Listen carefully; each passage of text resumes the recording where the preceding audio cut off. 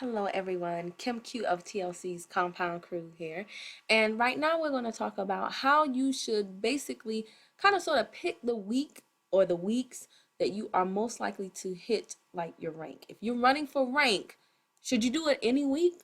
Absolutely. Any time is a good time to really make that run. However, this is a real business, and like any real business, there are numbers involved. So you can analyze the numbers and determine when you will be most probable to hit your rank should you decide to run. So let's go ahead and let me show you. I can show you better than I can tell you. So the first thing we're going to do is we're going to look at, I am in someone else's back office. We're going to look at a rolling average of hey, Eho. We're going to look at the last 4 weeks. We're going to go over here. We just went to commissions, and now what you want to do is you want to go to volumes, okay? And what we're trying to do is, what we're trying to determine is basically a rolling average. We're trying to see what weeks are the high points for this particular rep. So, like, when you bring people onto your team, and if you are one of those people who has spillover, there are going to be people in the organization that have an auto ship. Some weeks will be higher than others. So what you need to do is determine which weeks are your highest weeks where you have the most people, not just the personally enrolled, but also the spillover people that have auto ships coming through your back office. So like for this rep right here, we can see she's kind of sort of toward the bottom of my organization. Clearly she has spillover on the right side, okay? Now, this person, the numbers are like super duper huge, but still they make a difference, okay? So we can see here for, let's look at November for instance. So the last week of November, the side that she has spillover on is only 10 there. Now that second week of November, around, yeah, just before Thanksgiving, that was, and you can click on these hyperlinks and you can see, you know, who did what. Okay, so we got some orders here. And then if you scroll down, you can see who those orders were. So these are people's auto ships. So that second week of November was very good for this rep. The second to the last week. So this is really like the third week of November. This is the second week, and this is the first, kind of sort of. Hola, hijo. Salud. So I would say salud. Salud, salud, salud, salud. All right. Hey, so I would say looking at this video. Come on, you gotta get back to bed.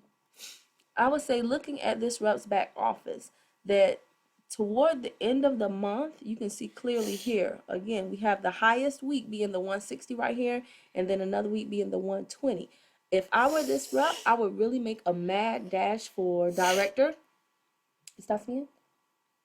Really make a mad dash for director toward the end of the month, more so than any other time. Okay, can you do it at any time? Absolutely, because ultimately this is your business and it's up to you.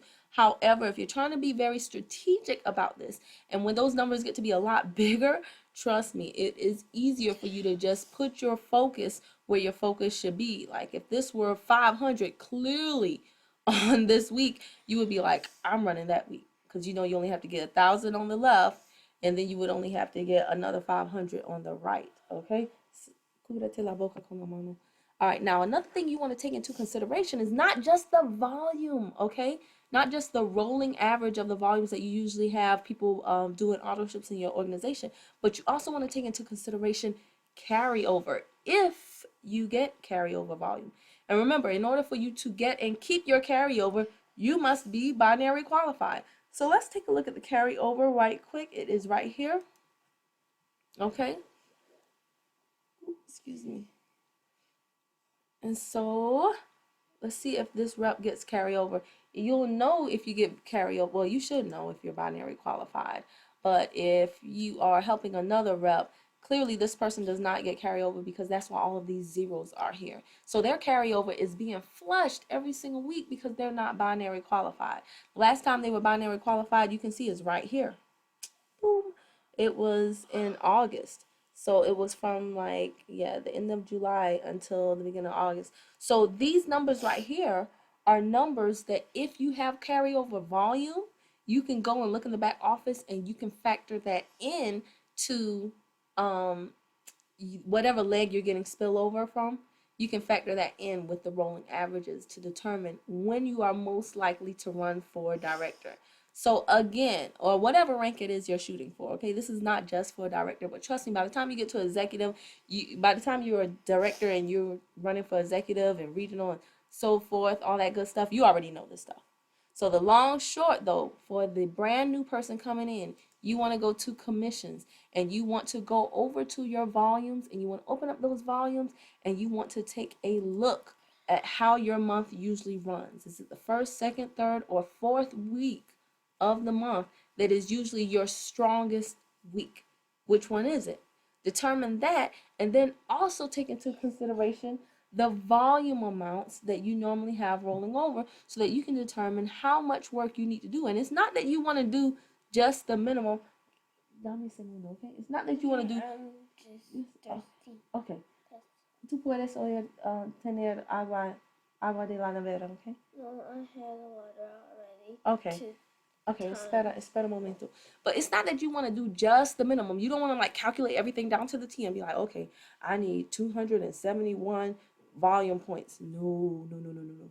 Don't let your minimums be your maximums. But this is a way for you to really get to know your back office and understand what these terms mean and really, really, really see how much you need to do, get a better grasp of what you need to do, how much of it you need to do, and also explain this stuff to your team. So I hope this was helpful. Any comments you have for me to make this video better if it were not, don't be afraid to leave them down below and I will definitely comment and clear this all up.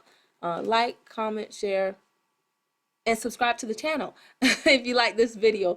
Right now I'm gonna get Iho something to drink. All right.